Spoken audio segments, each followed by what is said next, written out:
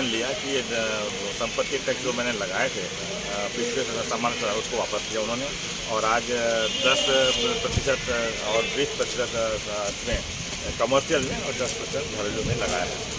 ये ठीक है, स्वागत भी योग्य है, लेकिन इसको विधिपूर्वक आना चाहिए। पहले इसको जैसा लाया है तो गलत तरीके से आया था, इसमें त्रुटियाँ थी तो इसको वापस लेकर वापस MIC जाना चाहिए, उसके बाद वहाँ सुधार करके फिर सामान्य सभा आना चाहिए। इसका मतलब एक बार और आएगा ये विषय। हालांकि इन्होंने अपना घोषणा कर दिया है, लेकिन हम उस घोषणा में संतुष्ट हैं कि जो हमारी मंशा से जो जनता को टैक्स लगना चाहिए वो एकदम से एकाएक बढ़ा दिया 3 गुना 4 गुना, और स्टाफ नहीं थे 2-3 फ्लोर का भी उसको एक जो समान रेट था उसको उन्होंने क्लियर किया है। तो उस विषय पे हमने उनको समर्थन दिया है, और आने वाले सामान से फिर ये आएगा अनुमोदन के तो हम उस पर करेंगे। महापौर जी ने घोषणा की है कि जिन्होंने दरें बढ़ा दी उनको वापस होगा दंड देने पर। दरें बढ़ा दी उसको वापस ले दें या फिर उसको जोड़ के पिछला उसमें ना लें। आगे जो दरें उनकी जो आने वाले साल में जो उनकी वो होगी उनको समायोजित कर जा सकता है 2 साल का उनका, और जो ना लेटे ऐसा उनको रास्ता दिखाना चाहिए। कितना विषय रखे गए थे? 7 विषय हैं, और विषय देखिए फिर आपको रहा हूँ महापौर जी को अभी फिर आग्रह किया हूँ कि मूलभूत सुविधा और जनता के हित में डायरेक्ट कोई ऐसा विषय नहीं आता है।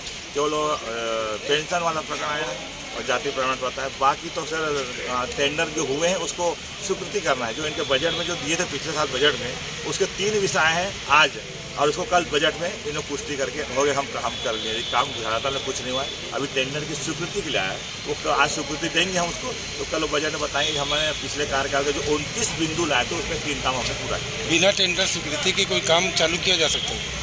ये यहाँ कहीं ज़्यादा नहीं चलता है, लेकिन राजनांदगांव में ऐसा चलता है कि बिना टेंडर के काम हो जाता है, क्योंकि महापौर जी हमारे इतने वो है कि 2 ठेकेदार को लेके चलते हैं, जादू छड़ी दिखाते हैं, काम करता हो जाएगा, चालू होगा तो बोले कल चालू हो जाएगा। विपक्ष इसका विरोध नहीं करता? अभी सदन में करेंगे ना, सब आएगा अभी सार्वजनिक तौर पर बूढ़ा सागर मुद्दों को लेकर भी चर्चा हुई।